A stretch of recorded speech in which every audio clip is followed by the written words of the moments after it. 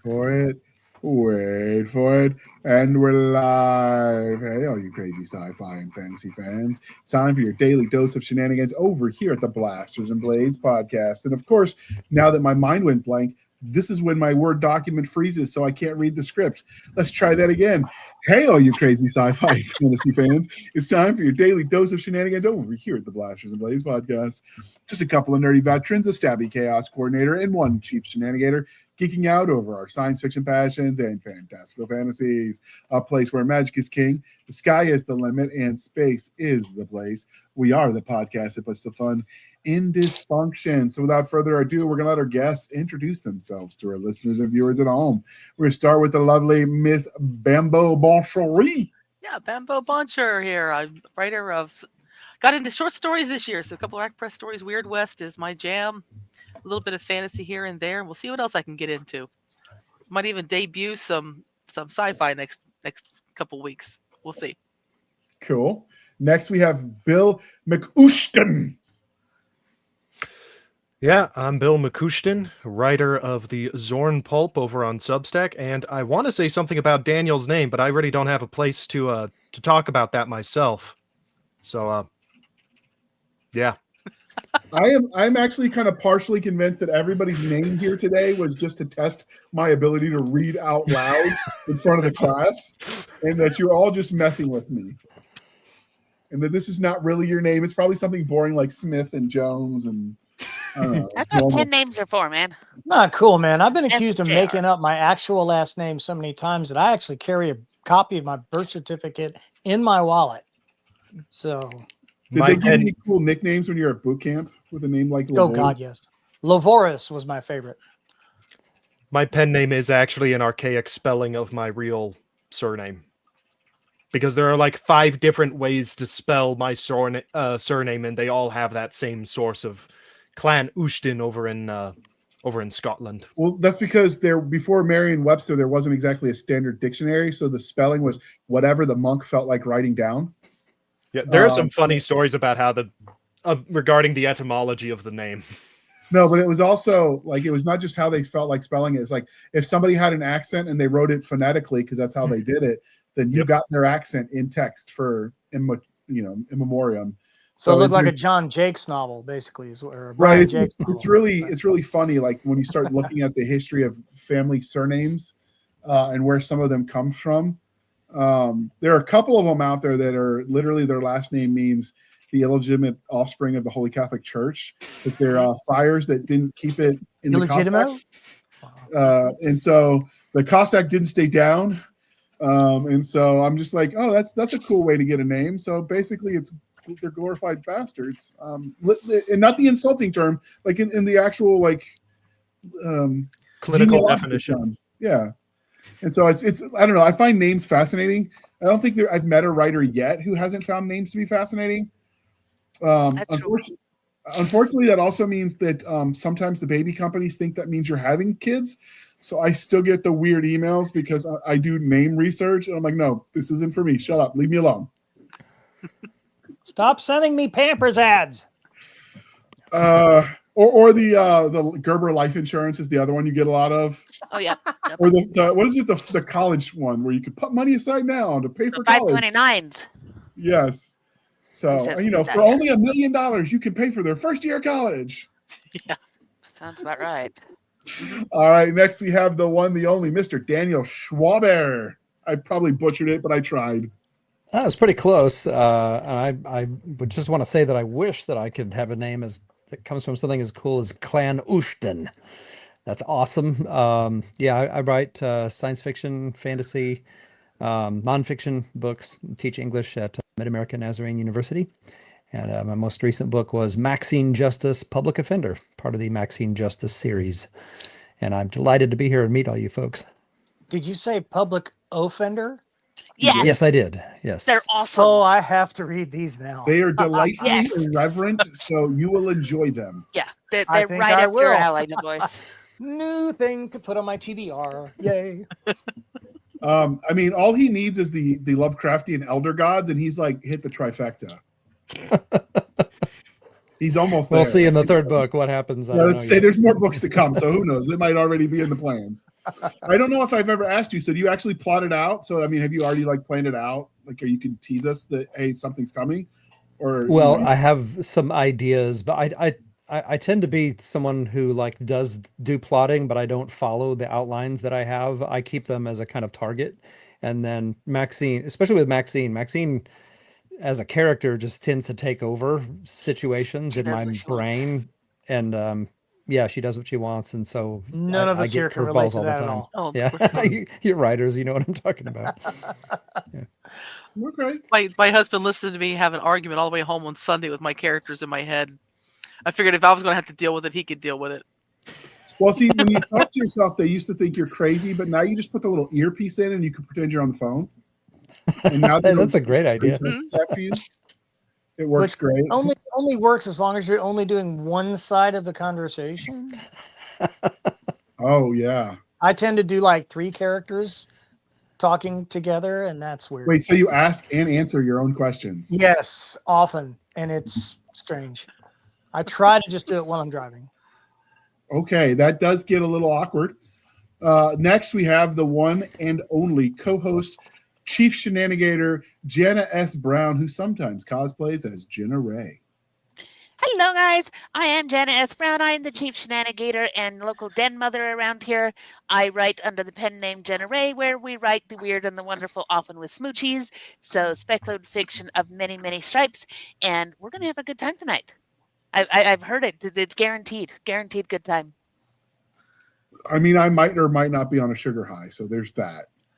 Oh, yeah. I made my grandmother's white fudge recipe, and this is a fudge recipe that is so good that I can't actually tell you the recipe because I've been sworn to secrecy, and my great-grandmother will rise from her grave and hurt me if I tell anybody. So it's one of those family secrets, but it's also one of those that you eat one walk, and it is amazing, and there's kind of a transcendental experience that goes on there. But the calories and the sugar, man, holy crap! So I'm there with you. We're buzzing. Whee! Has Wilford Brindley visited you yet? Diabetes. We're Diabetes. close. We're close. Okay. Top 2 diabetes. He also did Quaker Oats, so there's that. Yes, he did. Yep, he did. And just because I was curious, I looked him up once. He did a lot of westerns in his younger days. Mhm. Yes. He's Yep, a done a lot of work. Utah. I only saw him in 2 Utah. things. I saw him in Cocoon, and I saw him in Remo Williams' The Adventure Begins. The only 2 Wilford Brimley shows I ever saw. I know him from that TV show in the early '90s. I don't remember now what it was. I can remember I was a kid. But there was a show that had Wilford Brimley in it. We watched. Had like a house in the opening, and it had the different pictures they put in the house. Yep. Do Family not Time? remember what it was now. I don't remember. All I remember from Wilford Brimley is him going naked into the shower, and that's all I remember from Cocoon. And I wish I remembered something else. I wish you bet you wish you didn't remember that scene though. That's Correct. as bad as Ernest Borgnine and some things. Oh, wow. All right, so Michael, get that voice out of our head. Michael LaVoice. Hi, I'm sci-fi and fantasy author Michael LaVoice, aka LaVoice in your head, and I talk nerdy on my own channel here on the YouTubes, as well as TikTok. But primarily, I write a space opera and military science fiction, and I dabble in fantasy short stories. Dabble, you say? Dabble, yes. And he's written some romantasy. He Some may deny it, romantasy. but I never will. Only one. But It Jenna was liked good. it, so I consider that. It was well written, so I'm not letting you Thank out of you. it. I want you to write more. Okay, I'll work on When that. you write your fantasy, do you like wear your wizard hat and the cape and stuff? Well, as you can see, I have a bunch of different hats that I wear here. You got your Gladius League's official logo hat. You got your Green Lantern hats. Oh, that broke. Of different stripes and sorts. And of course, my Monsters Inc. hard hat. And so it's not that hard. So yeah, I wear lots of hats. Sorry, I asked, aren't you? Moving on. A hard hat for real to pay for some of my degrees, so I don't try to keep the generic fake ones around. Because if you've worn them for real in the heat, they tend to smell really quickly.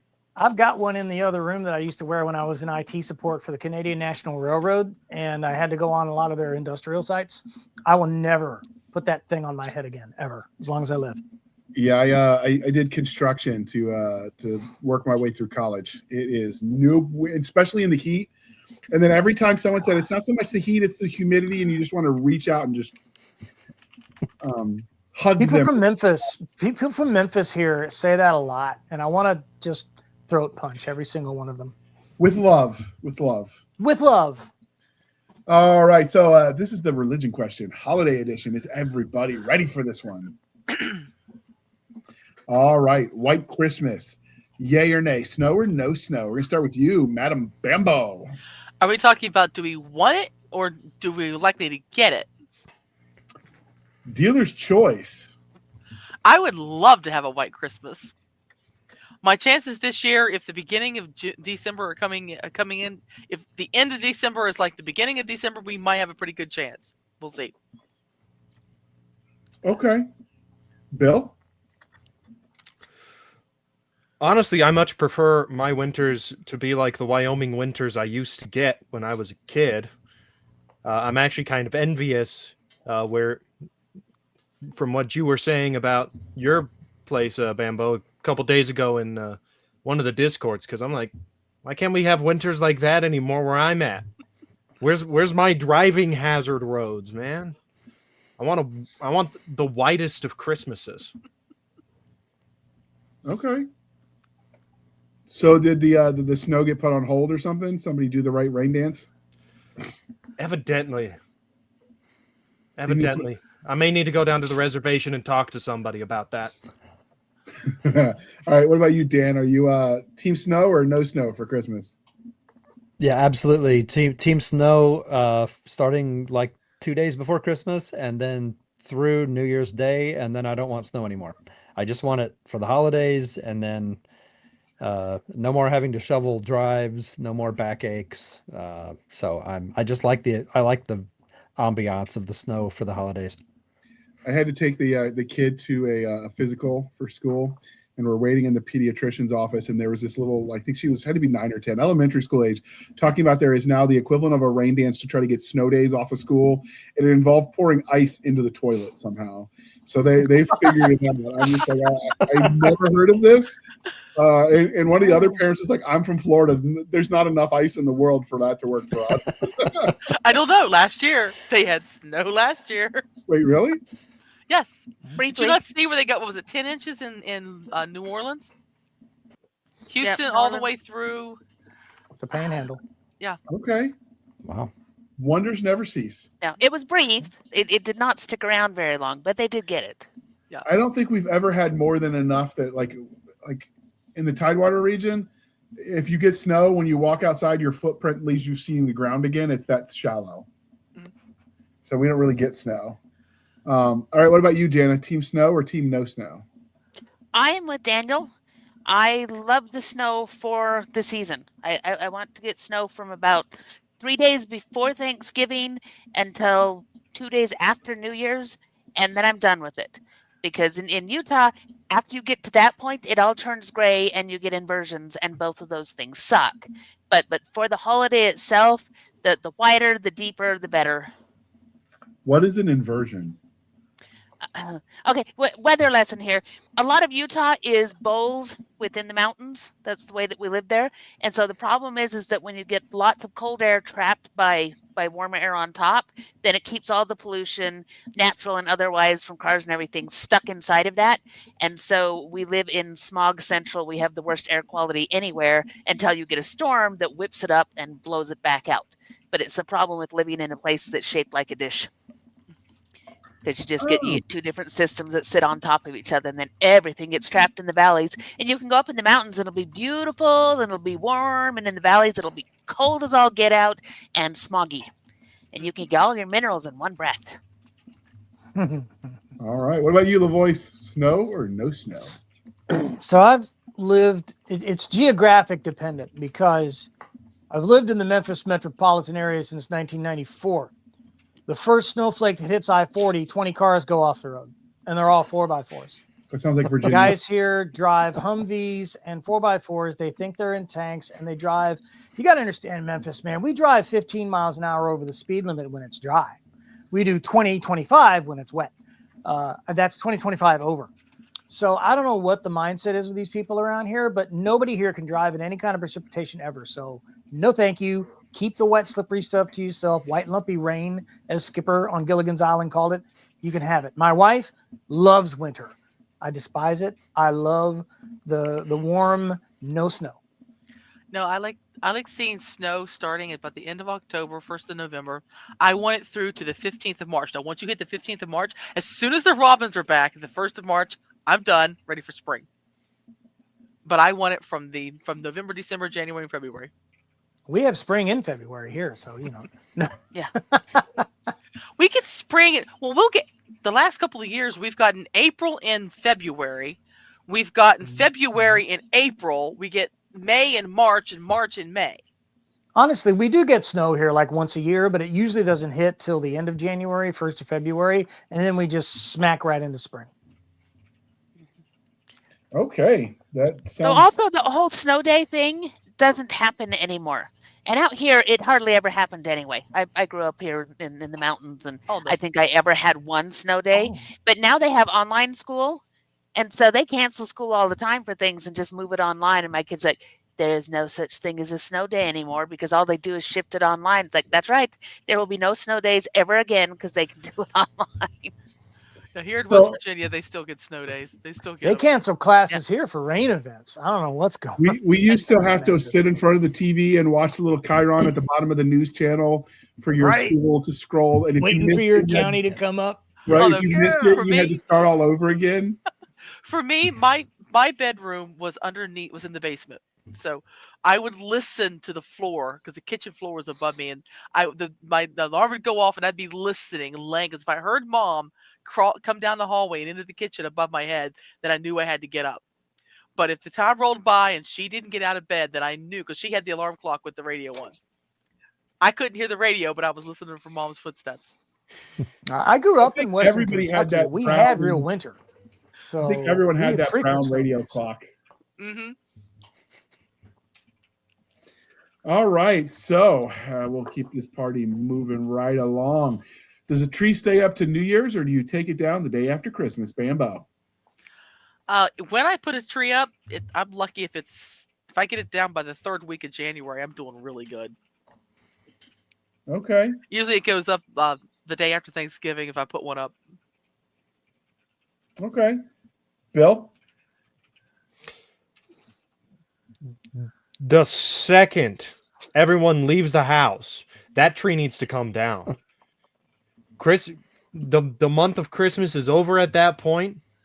Get the tree down, pack it up, okay, and leave it there until sometime after Thanksgiving. Well, you could be like a friend of mine. I got a friend of mine who leaves a tree up all year round, and she just changes the decorations. I know someone who does that too. Just fun.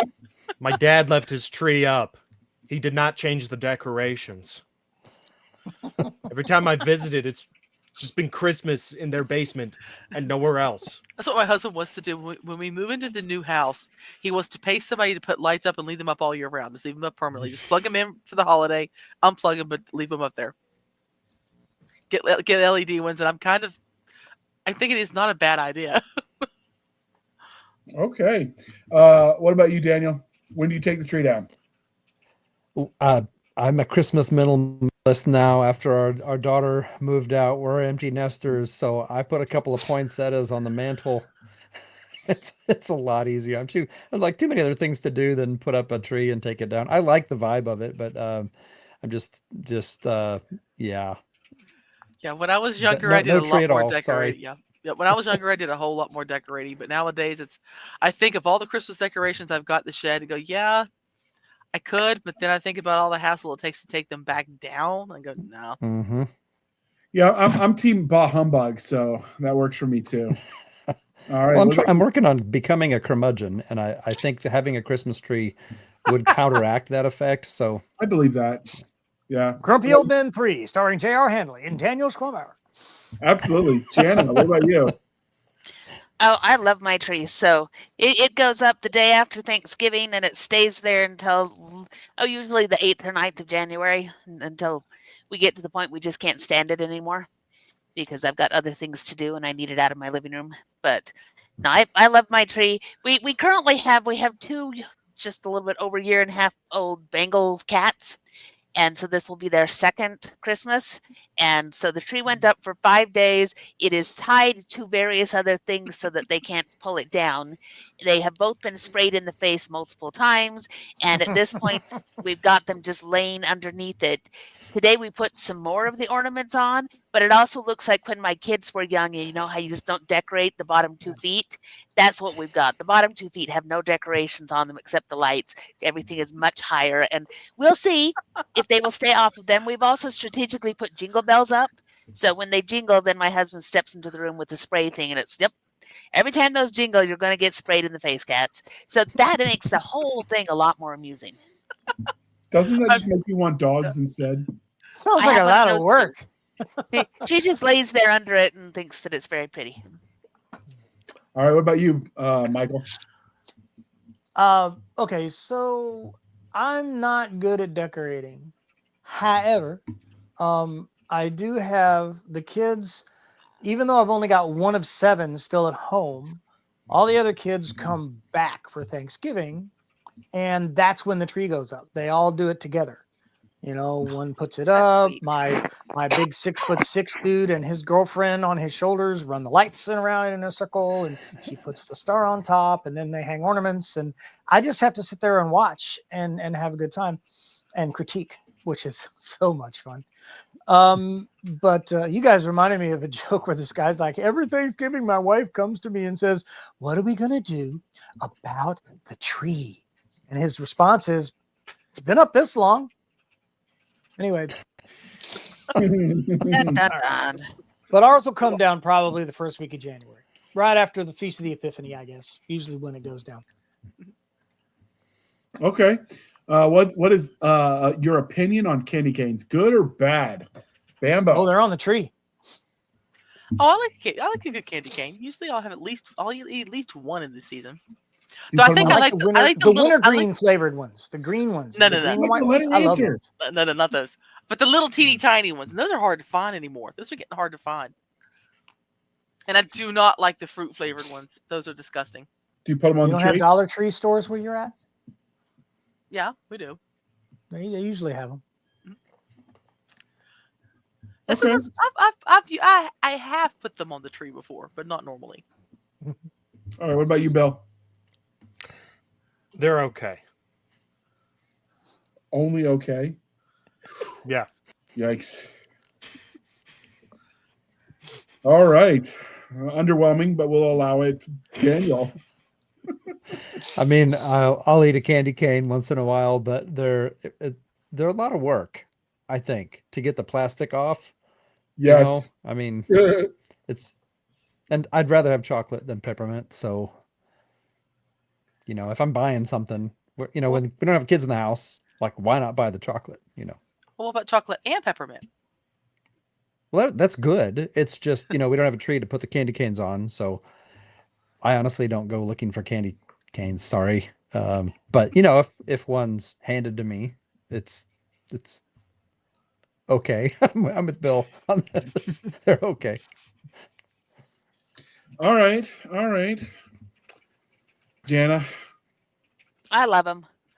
I love candy canes, and I like them in lots of different flavors. Wintergreen doesn't do anything for me, but Sweethearts came out with one, and so it's kind of a sweet and sour candy cane. And both myself and the kid love that one. And then I use the peppermints in all sorts of things. We add it to hot chocolate, and we add it to some of the baking that I do, and use it as a stirring stick. And you can do clever things. You can I make a thing where you stack up homemade marshmallow and then a big chunk of chocolate. And it's a melting chocolate that is meant to make hot chocolate out of, and then you skewer the whole thing with the candy cane, and then you stir it into hot milk, and you make your own hot chocolate. And my kids love that whole process because it's a whole thing to make it together, and then it melts. And so, yeah, candy canes, and I make homemade candy canes, which are even better. and Well, of rocket course you hot, do. so that's fun to work. I do. I loved it. It's one of the things that convinced my husband to marry me was watching me work with really, really, really rocket hot sugar with my bare hands. And he and my boys would watch and they're like, "How are you picking it up?" And it's like, "Well, you just do it." And he helps me, but he wears 3 pairs of heat resistant gloves that are all buttered up. And I work with my bare hands, and the kids stay out of it until we're ready to start rolling because you stretch it like you do taffy, and then you get the stripe on. And once you start rolling, then you're rolling, you twist, and you're rolling, you twist. And there you need lots of hands so you can keep rolling until it's the right diameter. And that's when the kids get involved. And so candy canes are a huge thing in our house. We love everything to do with them. I enjoy them with hot chocolate as a good way to stir it. They work great. You get some of the slightly softer ones because then it'll melt in with the hot chocolate. It's really good. They used to sell the spoons that you could get that were candy cane spoons and that would melt quicker. But those were a pain in the butt to so I just go with the original old fashioned candy cane sticks when we do that every year. So we did hang them on the tree when we bothered to put up a tree. But anyway, all righty. Since apparently candy canes are not as cool as they used to be. All right, now this is for you, Bambo. So you've got to answer first, even though the alphabet is in your favorite anyway. But favorite Grinch movie? Did we ask the voice about candy canes? He already said when he interrupted earlier, so yes. So favorite Grinch movie is definitely the classic Karloff one from the original that kicked it off. I don't mind the Jim Carrey one. I'll watch the Jim Carrey one. He made the movie. I can't stand the new one. Okay. When you say the new one, do you mean the Cumberbatch one? Whichever one that came out that's like computer 3D animated style. Okay, that's the Cumberbatch one. Yeah, it came out about a couple of years ago. Yeah. We sat down to watch it. We couldn't even make it 10 minutes before we were chucking it out the door.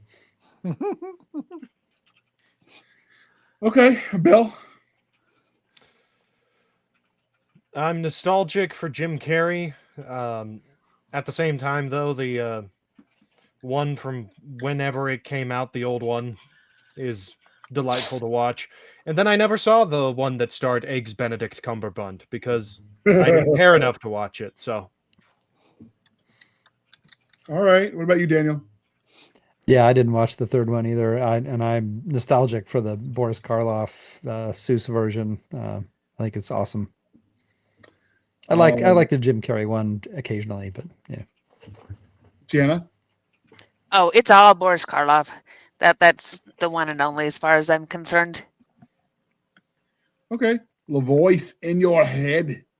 I have to go with one of the greatest voices of all time, Boris Karloff. Plus, it had animation from Warner Brothers legend Friz Freleng. I mean, if you can't get behind the animation of Max the dog in that, what are you even doing? No, it's just hands down. I didn't like the Jim Carrey one because they tried to make the Grinch a sympathetic character. Well, he was picked on. Shut up. Go away with that. I'm tired of that was picked on. revisionist BS. Well, speaking of being picked on, that will come up in the discussion of Rudolph later. Indeed. But I like the Jim Carrey one. I like the original. I didn't know there was a third option out there for the Grinch. So you might as well not even talk about it. It's awful. That bad? Oh, it's bad. Awful. All right. Well, we try to be civilized human beings here at the Blasters and Blades podcast. We are no longer knuckle dragging troglodytes. So, coffee or tea, and what are you drinking this Christmas season, Bambo? I got hot chocolate and tea. Okay, Bill. I have water. I forgot we were doing the show today. I'm actually in my workout clothes. I ended up being on time just by happenstance. I didn't have time to do up some hot chocolate, unfortunately. I mean, we're not talking about what are you literally drinking right now. It's what do you drink during the Christmas season? Water. Exciting. I mean, I drink water. I drink hot chocolate. There are choices out there, apparently. I do drink egg dog on occasion. So do you put a little bit of like a little zest in it, maybe a little lemon in your water or some peppermint stick. You know, That's what he does. If I need a kick in the rear, I just stick a little caffeine thing in there. Okay. Make it taste like juice, and then bounce off the walls. Sounds fun. Whee! Daniel. Very strong black coffee, because Christmas season is also grading Comp 1 and Comp 2 papers, and it helps to have coffee when you got like 90 papers to grade. Oh, Do you end up? Or Some poor of them are man. good papers, obviously, but Okay. oh. you know, coffee helps. Sometimes I you weep still- for the future of humanity. My co-author Peter Stanley is teaching again in New Zealand, and he's grading papers, and he's constantly sending me messages about what did I teach in these Brits. I'm sorry, man. I don't know. All right. What about you, Jana? I am always a fan of my Diet Dr. Pepper with coconut in it. So I drink that year round. But it's also, 'tis the season, so there's lots of fun holiday stuff. Now, my husband is getting all of the husband points because one of my favorite combinations for tea is a passion fruit tea and a blueberry tea. And I could not find the blueberry anywhere. And somewhere he found an entire box of it and ordered it and shipped it in and gave it to me today as an early holidays present. And so now I have 6 boxes, all of the Well blueberry tea that I done. love. So yeah, he gets all the husband points today. We actually have a tea emporium in Norfolk, Virginia that has like all the different spices, and like you can mix and match and make your own tea blends, I love that. Those are which is fun. kind of cool. And I just, when I have friends that want that, I like to go just because I like the way it smells with all the spices in the room. I imagine that's what like a medieval apothecary would smell like. Yeah, in my I would head. think so. All the different herbs and yumminess. See, I thought you were going to go 11 herbs and spices, and then I realized it's because I skipped dinner. Yeah, there you go. All right. What about you, LaVoice? What are you drinking? Tonight, in honor of Jana, I'm drinking eggnog. Yes, there- but You're a normally mean for me, man. Well, which brand? I'm a black Which coffee brand? guy. Which brand? Oh, this is a local dairy in Okay. the Memphis metropolitan area, and so it is therefore real eggnog, no alcohol, but real dairy eggnog, not Yeah. the non-dairy. Not the crappy Southern Comfort stuff that Walmart Yeah, sells, right? no, That stuff's no, crap. That stuff's awful. no. No, Yeah. I don't drink anymore anyway. I know. Well, So, no, that's non-alcoholic. It's non-alcoholic. They sell it Oh, with is it? milk. Yeah, it's non-alcoholic. It's still disgusting. Oh, okay. I think Evan Williams, I think, has a bourbon infused eggnog that I used to drink. That's pretty good. I don't know. I'm with Jana, Team Gross, when it comes to eggnog. If you've got opinions on eggnog, dear listener, weigh in the comment section. We can start a flame war. Maybe we can outdo the flat earthers, and we could just get the comments rolling. That's like the benchmark of how we know we've hit the debate like high points, because I got over 1,000 letters. Yes. You are just determined to egg them on lately, though. You mention them in most of the episodes just to see if they're paying attention anymore. I mean, you can do what you got, mostly because it was amusing. Because I would always send them to the T-shirt that NASA sells and says it's not flat. We checked. Yes. And I don't know that all of them actually believe. I'm absolutely convinced some of them are just trolls. Like they can't really yeah. believe that. Absolutely. Probably 30% at And least. they even have a yearly conference, though. Flat Earth Society, they got a conference. From all over the globe. Mm-hmm. Yeah. It's a legitimate, and sadly, it's growing. So I am. I like coffee, and I'll drink that year round, just because in the cold weather I like it even more.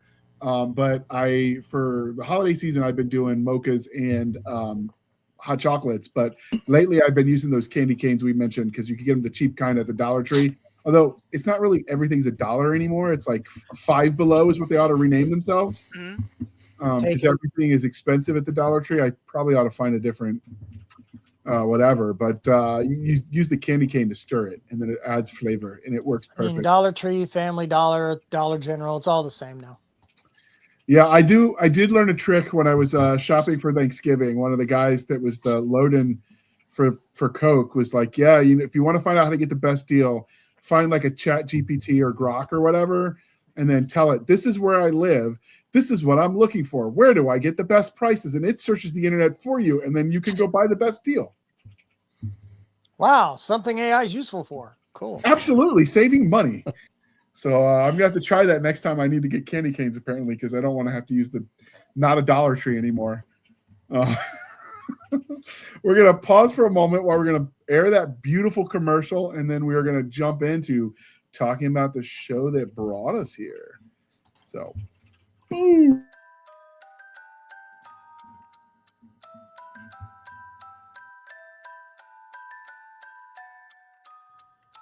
Ho, ho! Oh, hell. Is that sleigh bells ringing in your ears or a few rounds from an M60? You wanted the jolly fat man to bring Yuletide joy, but the season has gifted you with a heartbreaker and a life taker. Badass Santa. Grab your eggnog and camouflage candy canes. Strap on your bulletproof holiday stockings and prepare for thrills and kills. From blood-stained rebellion at the North Pole to a Black Ops raid on a distant planet, these 18 action-packed tales will show you Saint Nick as you have never seen him before. It's all you'll want for Christmas.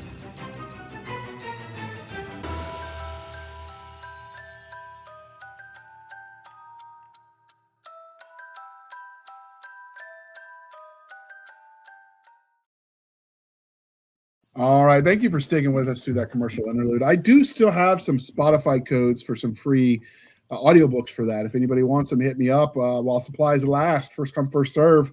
I will say it is Spotify, though. We're not talking Audible or any of the other platforms. It is a Spotify download. If you've got an account, you can get it for free. Garrett Michael Brown did an amazing job. I wish I could still afford him. But he hit it big over there at Athon, and good for him. Although that is the problem when you find people you like it as at the small end of the scale. If they hit it big, you can't afford them no more. But we still want them to hit it big. Oh, absolutely. I'm good for him. But we are here to talk about Rudolph the Red-Nosed Reindeer. In keeping with our previous pledge, after we realized we talked about A Violent Night and didn't talk about its rating until the very end, this movie was not rated. The Common Sense Media, however, describes it as heartwarming for all ages, but notes some old school content, such as mild bullying and dated gender roles, which might require parental discussions. No official MPAA or TV parental guidelines rating exists for the special, mostly because none of that existed when the show came out in 1964. It was directed by Larry Romer.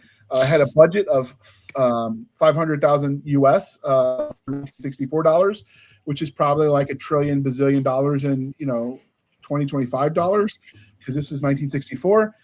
We don't know what it netted because it was on TV and they didn't track. Again, tracking wasn't the same. It had a runtime of 52 minutes. It released December 6th, 1964. It aired on NBC television.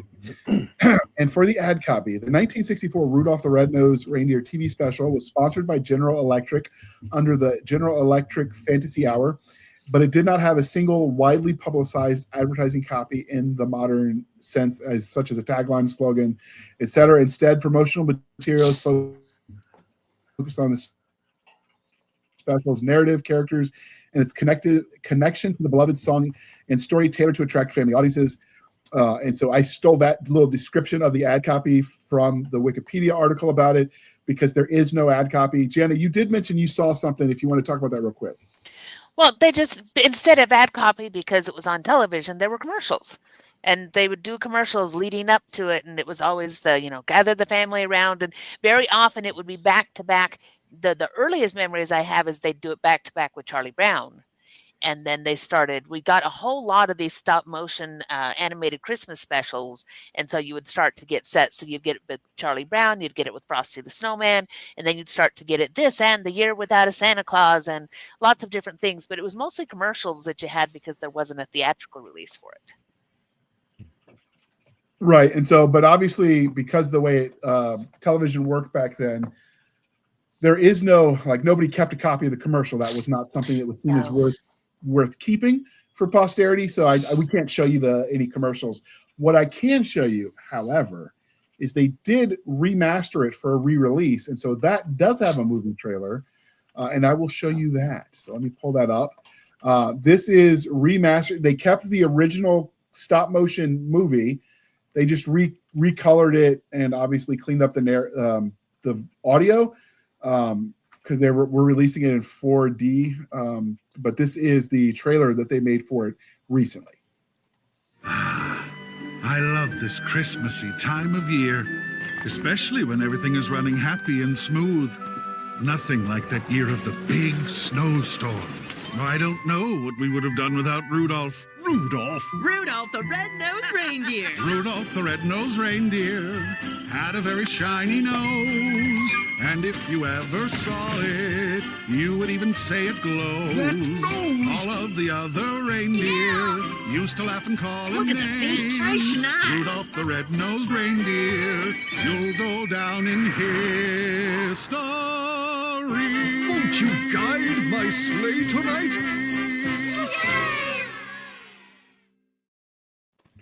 All right. So would that have made you want to watch the show? What in the hell was that? What was 4D? What is that? That was weird. I don't know what 4D is, but it's the only thing I could find as far as trailers go. I'm And not what sure. did they do to the voice? I mean, that's Burl Ives, and they That messed doesn't with even it. sound like Burl Ives anymore. That's No. crazy. Bad. I'm No, deeply that wouldn't get me offended. to No, watch it. Oh, yeah. having watched the original, that trailer would not make me want to watch this. Oh, wow. Wow. When did the new one come? When did that trailer come out? Last year. What we just last year? Okay. Yeah, it made me swear, and I don't usually do that. I know. I was shocked. I Yes, was trying to yes. ignore it, but I just wow. Jana dropped I'm an H-bomb. wondering if that was actually Burl Ives or an AI, because I don't remember that particular. I watched it last night. I don't remember that particular bit of music No. being in that order in the original. So how would you remaster something that isn't there unless I guess they had a recording somewhere else, maybe? Yeah, that's a good question. I'm not even sure what 4D is, so I couldn't even tell you. I But thought you were just mispronouncing 4K, UHD or whatever. Like, oh, JR is trying to be technical again. It's funny. Okay, But so no, it actually this- said it in the thing. this trailer aired in December 2022. I was wrong about the time. And it says it's the official trailer for the 1964 version. But that is not, I don't know what 4D is, and that is not. All right. According to the AI overview, 4D, 4 dimension, has two main. Oh, this is just the physics. Never mind. It doesn't have anything. Damn it. Oh, well. All right. Maybe it's Dasher, Dancer, Donder, and one of the extras. That'd be Leon and Cletus, Cletus let's and see. George and Spot. Yeah, there you go. Spot, Leon. Wait, Rudolph. He's on a stakeout at your house. Sorry. Trying to Really, run you Steven, down. that's totally I think pretty universally that we do not care for the trailer because that is. Yeah. That was. I obviously link the trailers when we show them where I get them from because credit the source in the show notes. And if you go into the comments, universally everyone else that remembers the original agrees with you. Good. Wow. Good. That gives me hope that there is a modicum of taste left in the viewing public. Oy. So that would not make you want to watch it. Okay. So first, what did you guys? We'll start overall and branch out because there were some themes that would be fun to talk about when you talk about Rudolph. But overall thoughts on the movie? Besides the classic. nostalgia, yeah, it's a classic nostalgia factor. Though it's interesting watching it as an adult and coming back and catching, and even more so when you start getting into writing a plot, you realize the big holes in the plot. And I still think that I'm about ready coming into the camp that King Moonracer was actually a bad guy. What? I I think forgot Damn, he even Harry time. existed.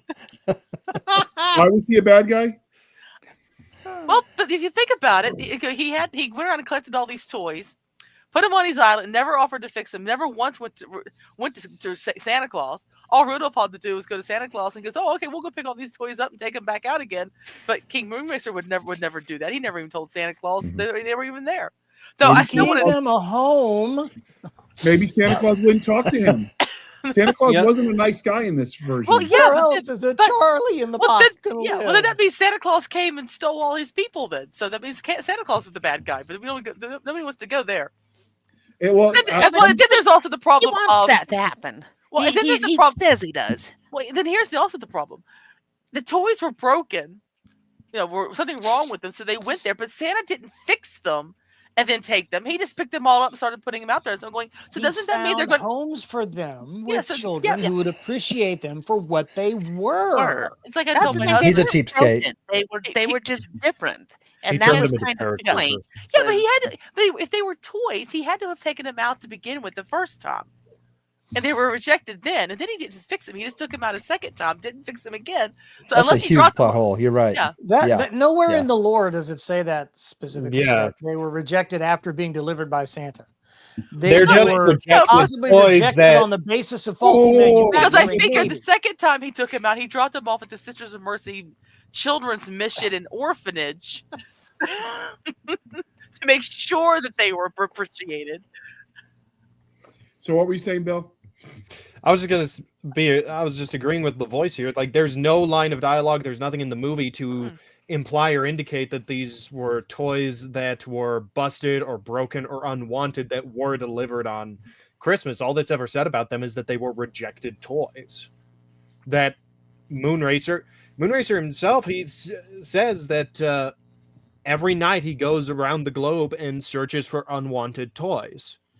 If they were all being delivered in one night, wouldn't he only need to go out the night after that to find them? Yeah, but I'm you guessing, still have the yeah. issue that he never. The one person who makes sure that toys have homes is Santa Claus, and Moonracer never went to Santa Claus. But we don't know that there are rules against that. That's the thing, is that you're reading a whole lot into what's a half-hour show, because there's a lot of things that we don't know. We have no way to know them except for what we see. But it's So also there's strange. obviously some reason that he cannot approach Santa, whether that's because of geography or whatever it is, because he very specifically asks Rudolph to please ask Santa this. So there has to be in world something that keeps him from doing it himself, because he's fully Santa- aware of the Santa could be necessity. allergic to cats. It could happen. You don't know. But there's an in-world reason that he can't. We just don't know what it is. Actually, I think we do. And What's that? Bill? I will preface this by saying that the older I get, the less I like this movie. Or this special, whatever it is. Mhm. And part of that is because Santa Claus in this iteration, and even when you compare it to the other Rankin and Bass shows about Christmas and Santa in this one is just a raging D-bag, in my opinion. Yeah. Like, of course Moonracer's not going to go up to Santa. I don't want to go up to Santa. I think Rudolph's dad, when Santa comes in and starts giving him crap about giving birth to an abnormal deer, like, that's genetics. You have no right to come into my home and start talking crap about me and my kid. Get out, find a new reindeer for your sleigh team, Yep. and never talk to me or my family again. I can't say that Yeah. on this show. This is a family-friendly show. Bill, but before And- that and- happened, the comment no, it wasn't comment, it was who was Rudolph's dad? Was it comment? Santa. Donner. I think it, Yeah, Don's. There's Donner. Donner. Right, Donner. Yeah. Donner. It was Donner and Donner's wife that Donner had problems with him too. So Santa was saying what he thought. Hmm. Yeah, I think Santa is the reason that there's an abominable Right. snow monster. I think the origin story has to do with Santa not being a very nice person. Yeah, and so if you think about it, he knows when you are sleeping, he knows when you're awake, he knows when you've been good or bad, so be good for goodness sake. That means Santa was aware that they were bullying poor Rudolph, and he did nothing about it. Mhm. Yep. yeah, and Encouraged it. that is my biggest issue with this one. This short, this special, this whatever it is, this Rankin and Bass production character assassinates the good mythical character of Santa Claus. Okay, Violent Night has a better Santa Claus than this. No, And I he do was have an right. explanation for why the Santa behaves the way that he does. And it is an Bad in-world writing? explanation. It's No, that no. friggin' diet that Mrs. It's Claus because has he's on him on. diet. If she doesn't have him on a diet, she's trying to fatten him up, and she keeps telling him, children, no one's going to recognize a skinny Santa. And when Not he his fault he finally married an bulks Italian. up and gets back to being a fat Santa, he's suddenly jolly again. He is a much better Santa from the time that he is fat through the end of the movie than he is in the early parts of the movie when he is not eating correctly. So I think Look, as Santa's a type Whoa. 2 just diabetic, needs I a can snack tell you, and a nap. when So my what you're blood te- sugar's low, I'm cranky. See, it's a blood sugar problem. Okay, so What you're telling us is that they're body shaming skinny people. yeah, pretty No, much. it's The just moral when of you're this, fat, you're happy. the moral of the story is diabetes leads to happiness or something. Yes. I have an uncle who would contest that conclusion. Okay, Should have been played by Wilfred Brimley. Daniel, thoughts? You've been a little bit quiet because Michael says a lot. No, I agree. I actually remember this having a reaction to this movie as a kid, going, "Man, Santa is a complete jerk in this." And in fact, pretty much everybody's a complete jerk in this. Why Except did Yukon they Cornelius. make this? Yeah, Yukon Cornelius is all right. Clarice. I also, yeah, Clarice is good. honestly think the song is kind of stupid too. I mean, I'm sorry, this is probably going to get me booted off, but the theme of Rudolph the Red-Nosed Reindeer is people love you in proportion to your usefulness, and that might be true. It's kind of a weird thing to tell kids, Anyway, I like this movie for its nostalgia value, but rewatching it was weirdly horrifying to me. Just going, what in the world am I watching? I didn't remember all of this. I didn't remember all the songs. The songs are okay, I guess. I just didn't really enjoy them. So I don't know. I guess I am turning into a curmudgeon. Maybe I'm going to become Santa Claus someday and be the problem. So this show also condoned war crimes because I don't know if you noticed the little elf that wanted to be a dentist tortured poor Yukon abominable snowman by ripping out all of his teeth. Ripping out his teeth was a little extreme. Yeah. Yeah. I mean, what's next? Why not a character change for the abominable snow monster? Why not a character change? I think that would have been He did get a character change after he had all his teeth ripped out. You see, is it really a character a little change? trauma. Yeah. And you see, that's the message I could get behind. War crime the right people, and things get better. They get a better Trauma outlook. builds character. Exactly. There you go. Do you think Santa had his teeth pulled out and that's why he wasn't eating? No, he was just dieting. Maybe. He was No. Okay. trying to be svelte Santa. Off-season diet. It doesn't work. I will have to say though, my life's theme song is in that movie. Which is The one that says, "Why can't I fit in? I'm not a misfit. I'm not a nitwit. Yeah, why don't I fit?" That's my life's theme song. okay. So since we talked about it, did anybody else not care for the music? As far as holiday music, I didn't think it was that great. It wasn't that musical. I've heard a lot better holiday music. I just like Burl Ives' voice. Yeah. So any song he sings, I will listen to, including the capitalism song "Silver and Gold." Silver and Gold. Yes. So I will listen to that. I like Burl Ives, and I watch this every year without fail because Yukon Cornelius is my boy. I love me some Yukon Cornelius. So Yes, but what the heck is a peppermint mine? And why did he suddenly care more about that than silver and gold? because he's Yukon Cornelius. Mhm. Man's packing a bullwhip, a 6-shooter, and a knife. He was ready. Okay. And he plays into 5-second rule. Who knows what he's been picking up with that thing all these years? That's And he right. throws it at the ground, picks it up, and licks it. I mean, Man can detect mineral deposits with his tongue. Skills, my friend. Yep. And his tongue never And he's gets kind stuck to to that dogs. thing either. He's kind Which of is dogs, and he can train bumbles. So what you're saying is he's a better Because bumbles bounce. example of goodness and light than Santa. Yes. Yes. I think they should Yeah. swap roles, and they would be They better. They It would be a lot should. better. Yeah. I mean, Klondike actually has a sleigh. He's not mean to his creatures, right? He doesn't torment them. He pulls his weight. He doesn't expect them to do all the work like Santa does. Santa has the elves do all the work. He has the reindeer all the work, and his wife even has to do a lot of work. And who gets the credit? Chris Kringle gets the credit. So Well, what you're technically, saying is, we don't know what Santa was doing behind the scenes. We don't know what his job was. so what you're saying is that the elves should unionize. No, Yeah, I think that's a good never, idea. never. Nope. Maybe they'd get a good dental plan out of it. Well, Hermie's ready if they do. So what did everybody, we talked overall, what were your thoughts on the characters? I mean, obviously it's a kid's show, so a lot of it for me just felt flat and one-dimensional, but I mean, for what it was, with nostalgia, I was willing to forgive a lot. I wasn't. I'm willing to forgive a lot. Like you said, the nostalgia factor. I get it that the story is thin, but it's a made-for-TV special for kids. I mean, it's not really going to be rocket science.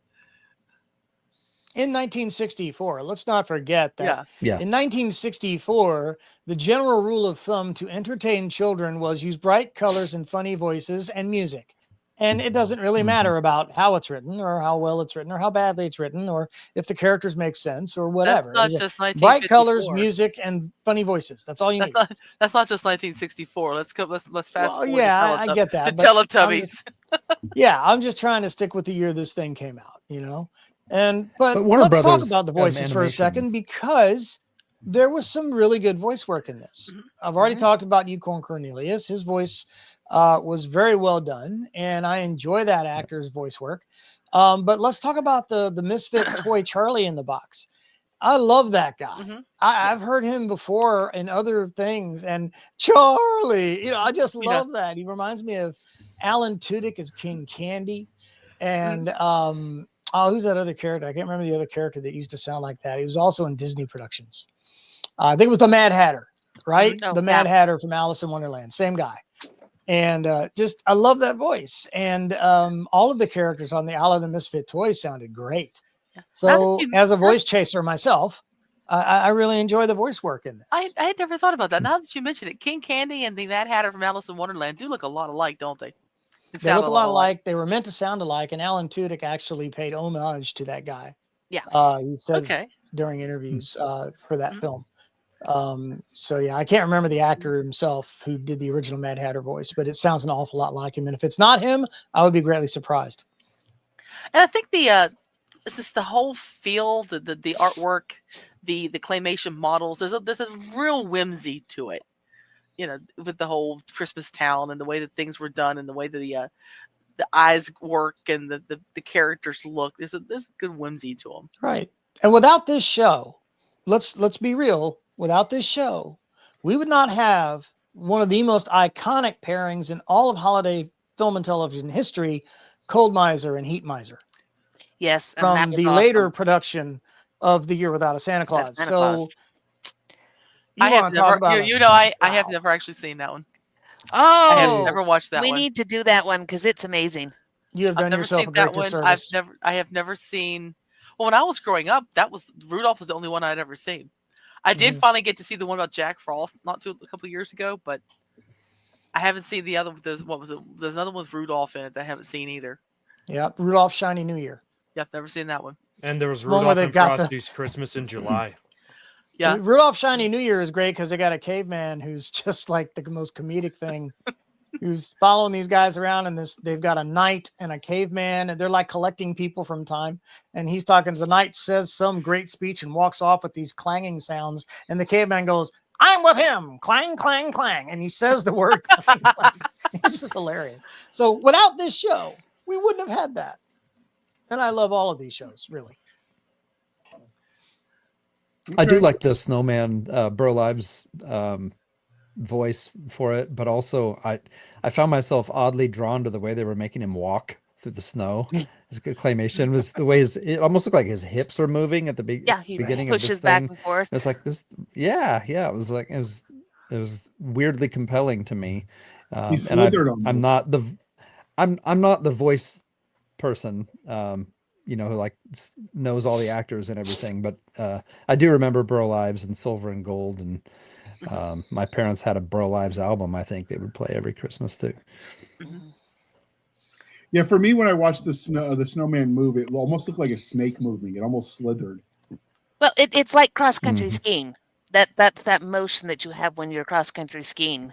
And so that's what it always reminds me of, because he has that same up and down as you go.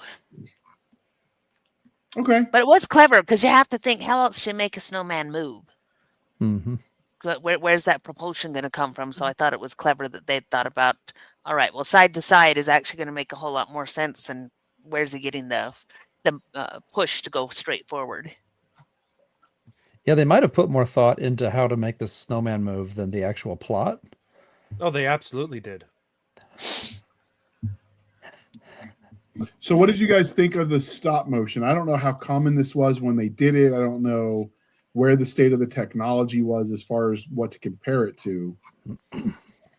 For a little bit that I've seen of later productions, I think you could tell this was probably the earlier. It felt to me like it was. I don't know the history of stop motion either, but it seemed to me like it was one of the earlier stop motion stuff. I mean, by the time you get to the 80s, they really had it perfected, but you could see the seeds of it in this one. Yes, the interwebs say that the earliest documented stop-motion animation film is the Humpty Dumpty Circus, created in 1898. Oh. So it's a technology that's actually been around for a long time, but this was when it first started to move into color, because a lot of that was happening, through there with animation. But it's been around longer than I would have thought. Same here. Yeah, the Humpty Dumpty Circus.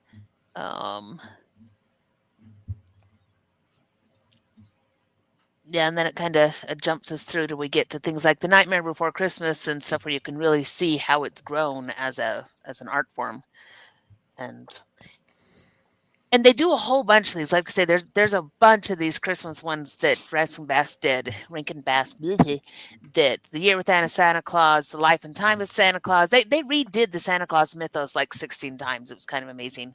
But they did a whole lot of these, and I think they got better with each one. Okay. Any other thoughts on the stop motion, Bill? No, I just want to go back to the voices for a second. Yukon Cornelius was played by a man named Larry Mann, M-A-N-N, and he was also in The Sting with Paul Newman and Robert Redford as the train conductor. Oh, nice. He was also in The Heat of the Night, the 1967 original film, and The Octagon. Chuck Norris's The Octagon. That's amazing to me that I did not catch. He was a stunt double for Chuck Norris. Yeah, that's But the guy that did the Charlie in the Box was Alfie Scop, and he is not the same guy that did the Mad Hatter. That's a different actor. So I didn't have time to look him up, all of them. So there, just wanted to share that. Just geeking out. Cool. Anybody else got any thoughts on the show, the plot, the characters that we wanted to talk about? Rudolph's a better person than I am. I would have been like, hey, I'll help out for this Christmas, but none of you ever contact me again. And after this, I'm going to my own little snowbank, and I'm taking Clarice with me because she's the only person out of all of you that was ever nice. After Santa endorsed nice. your contemporary studies in state-sponsored terrorism, aka gym class or the reindeer games, yeah, I wouldn't have pulled his sleigh. Yeah, Daniel, to what you said, now that I think back on it, you're right. From what little of his mom we get, she was kind of nice. So she can actually live with me. So if I'm Rudolph in this situation, mom can come and live with me when she's, retiring age, while we send dad to the nursing home. Yeah, mom was all cow. This is the 1960s. Mom was all under dad's thumb. She was cowtailed. She was. Yeah. But even in the end, Donner apologizes. There's a lot of people that, again, we have to look at the intended audience. And we're looking at a bunch of kids. We're looking at the ability to say, you know, sometimes you make a mistake. You're able to say that you're sorry. You're able to try to do things better. They opened up to say, yes, Hermes can go ahead and look at people's teeth. We'll go ahead and set up a dental thing. We're sorry that we were jerks. And so there is a very simple, very touching lesson of being thankful, of accepting them, your misfits, of loving them, of being a misfit and being able to be loved. And I like all of those things for Christmas. You know, those are messages that I want my kids to have. I love that, you know, when she thinks that he's cute, that's what gives him the power to fly. That reminds me of Bambi and being Twitter pated, and I think that's hysterical. My kid is 12 years old, and so she's getting into that whole look. There's boys in the world, and they're adorable, and I'm like, yep, that's exactly the age of what's going on here. I'm cute, and that lets you fly. Yeah, that totally tracks for me. So, yes, I can see where everyone's coming from when they say, you know, it's very, very broken. But there's also just some very simple, heartwarming things that are here. And when I'm looking at a kids' show for nostalgia and for Christmas, that's where I want to be. I want to be in the heartwarming place that says we can make mistakes and we can be forgiven. And that maybe the best thing that we do is we join up with Dad, because now Donner is still part of that team. And it's the two of them working together to make sure that Christmas happens for everybody else. That's not necessarily a bad thing. You know what? Misfits I can fit in. agree with that, and it seems so obvious, but the misfit toys, the dentist elf, Rudolph's bright nose. If you take the really obvious theme of this, that you're the thing that makes you look like you don't fit in is actually the very thing that the people who are pushing you away need, is a really incredibly powerful theme. As much as I don't like certain aspects of this film, I think it's kind of cool. So I agree with you about that.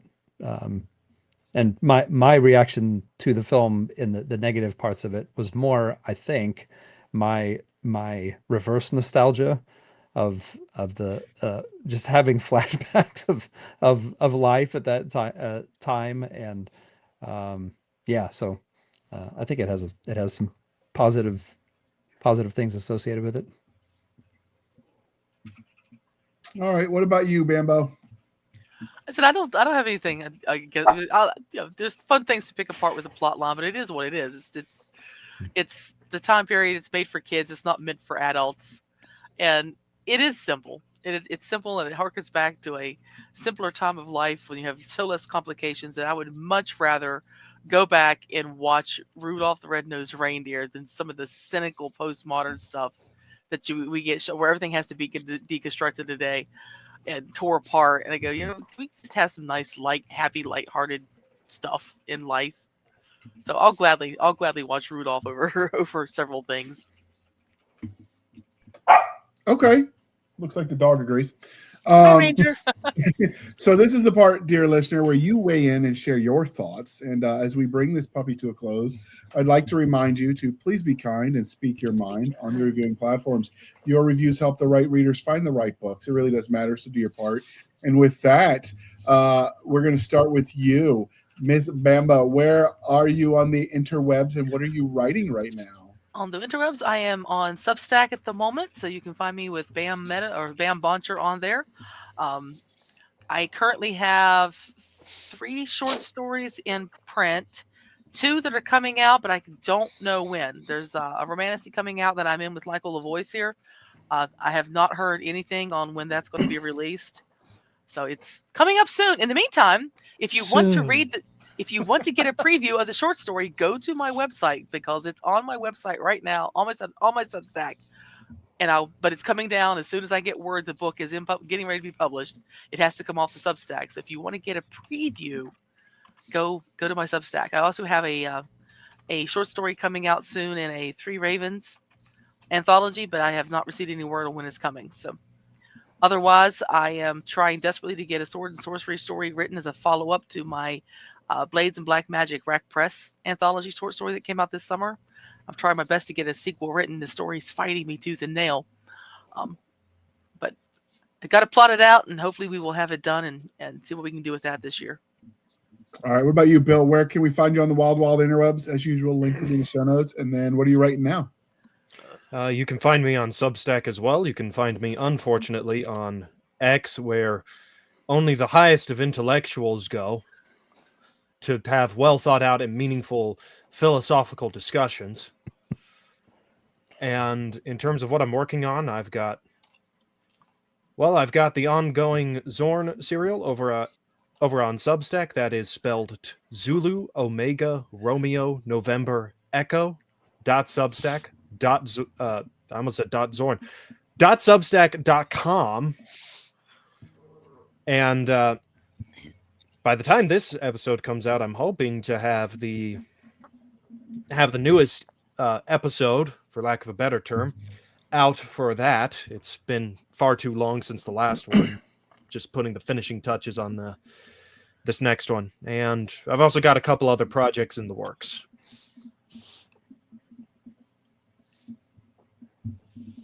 All right. What about you, Daniel? What are you writing now? I'm assuming third lawyer novel.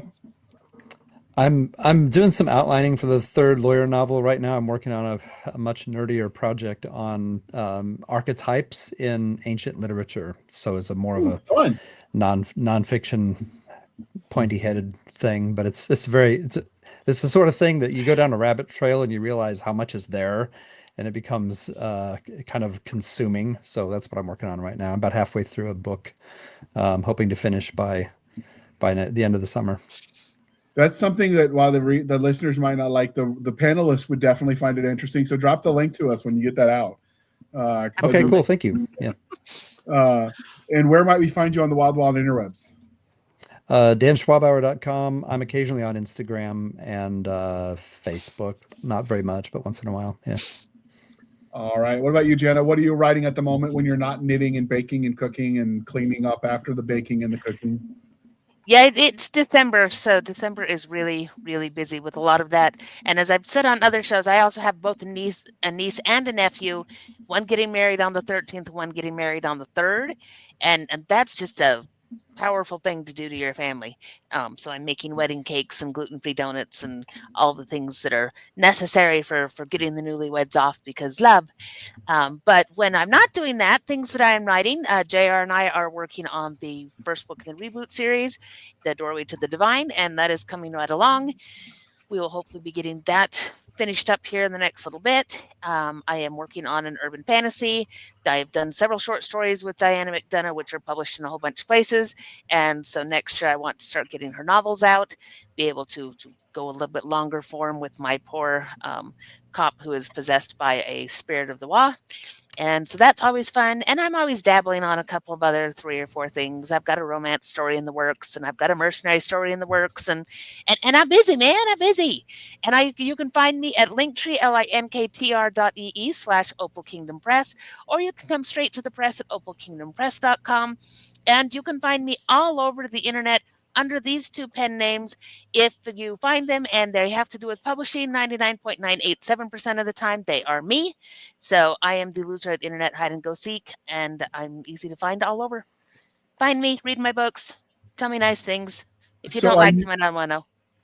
So I know you have a mailing list for authors that want to be informed when you have open calls for your anthologies. Do you have ones for readers that want to know when your anthologies are coming out? Yep. I have mailing lists for all the things, and all that's linked on Open Press. It's linked on the website, which is on the show notes. Yep. Okay. If you go to my pen name, then you get a link for the different newsletters, and then there will be a new one going up on Opal Kingdom Press for authors and other writers who want to write for my open calls. I'll have 4 of those next year minimum. So I'm specifically asking for not for your individual author profiles for your various pen names, but for the press itself when it puts out the open the anthology. I haven't done one for that yet. I haven't done that one for that yet because I'm already running like 4 newsletters and a partridge in a pear tree. But I will ponder doing that. I will think very hard about opening up yet another segmented group. So you've given me cause for thought, sir. Okay. All right. And we'll think hard with you. So Fantastic. we'll send smoke signals into the sky and release a few pigeons and, go from there. Anything's possible. All right. And last, but certainly not least, we have Mr. Michael LaVoice, the voice in your head. What are you writing? And then how might we stalk you on the wild interweb? Oh, easiest place to find me is my website, michaellavoice.com. There you will see the current thing that is for sale. You will have links to appearances on this very podcast and others that I've done, as well as other television appearances and things. I also have a Substack, which I don't know how you run 4 newsletters, Jana. Good God. I can't Insanity. even do a That's weekly what it is. Substack very well. It's driving me nuts. But you can also They're find not me weekly. on... Oh, okay. Well, you can find me also on YouTube as La Voice in Your Head, as you can see there, and on TikTok. I'm also on Instagram and Facebook as that Michael LaVoice, so you can stalk me there as well. Currently working on Sarcom Book 2 with Peter Stanley of New Zealand, author of the Cab Dev Cycle, good fella. And we're hopefully going to have the first book in that available, hopefully before the end of January next year. And then I'll start working on a new series with my pal Kevin Steverson of the Savage Title universe. We're going to be working on a 3-book series, let's say military science fiction epic. So have a lot of fun with that. I will say you've broken in your New Zealand friend very well. I no longer get 3 or 4 a.m. phone calls because he doesn't know time zones. He's also testing it now. He'll send a 1-word message on Messenger. Usually it's the word boo, just to see if I'll respond, because he's still a little stalkery, because I'll go on just to check messages and just get right back off. And by the time I'm getting off, he sent me a message already. It's like he's waiting. It's like, is he on? Is he on? Yeah, he's on. Sends me a message. It's It's ridiculous. like, I threw some shrimp on the bobby. Let's talk. Oh, no, that's Aussie. Don't go. Don't get it mixed careful. up. Do not ever refer to a Kiwi as an Aussie. They hate that. To a Kiwi, Australia is a small island off the coast of New Zealand, right? Don't get it twisted, mate. Similar, right. but different. You can find us, dear listener, on our Linktree, linktr.ee, Linktree/Blasters and Blaze Podcast. Again, Linktree/Blasters and Blaze Podcast, where we link to all the things: the BitChute, the Rumble, the YouTube, the TikTok, the Twitters. Got our Spotify, our Discord, our Blasters and Blaze Facebook group and Facebook page. You can email us at blastersandblazepodcast@gmail.com. Again, blastersandblazepodcast@gmail.com. For professional purposes only, people say the shenanigans. For Maddie the Stabby Stab over there on the Instagram, the Twitter, and the email. You can support the show by going to buymeacoffee.com/author J.R. Handley. Again, buymeacoffee.com/author J.R. Handley. Be sure to put in the comment section this for the podcast, and I promise I will keep my co-hosts duly caffeinated. They will drink that coffee brand coffee till they get high on their own supply. See, nothing came out of the eyeballs today, Jana. If you want some of that coffee brand coffee, the link is in the show notes. The discount code is Podcast Grunts. You get 10% off. We get a little bit of a kickback. It's a win-win, people. And with that, I would like to thank you for spending some of your precious time with us. For my crazy co-hosts, I am J.R. Handley, and this was the Blasters and Blaze Podcast. We'll be back next week at the same time, where we'll indulge our love of nerd culture, cheesy jokes, and all things that go boom. And with that, we seriously hope you have a wonderful holiday season. We realize this is coming out shortly before the actual holiday. So Merry Christmas and all that jazz. Enjoy the holidays. Enjoy the family. You won't get these time back. So, never want to say, I wish I'd spent more time with them, because, life's too short to have regrets. So enjoy your family while you can. And with that, we look forward to hearing back from you guys in season 6 when you tell us how awesome your Christmas was and how many of the books from our guests you bought. Daniel says he needs a new pair of gloves because writing the stuff hurts his hands, and so you need to buy like a dozen each of his books. That's right. There we go. Thank you. Yeah, I saw you over there scribbling because you're translating the archaic text. So I'm just picturing like get to wear the gloves for that. Do you actually have to wear? Are you actually looking at old enough stuff that you're wearing the white gloves? No, I'm not. I'm actually just using English versions of Gilgamesh and Homer and Virgil and Euripides. And yeah, I worked in the rare documents when I was a grad student, and so we had to wear those uncomfortable, itchy white gloves that didn't damage the paper.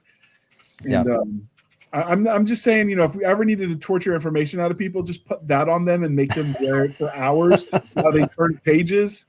and they will tell you anything eventually. You just give them a couple hours, and they're like, "All right, I cheated on my 3rd grade math test. I am sorry." I mean, they will just tell it all. You just flip a few pages with those gloves on. It's all over. But with that, thank you guys for coming on, doing this review with us. I appreciate each and every one of you. And with that, before I say something even dumber than I already have, I'm going to hit the end button.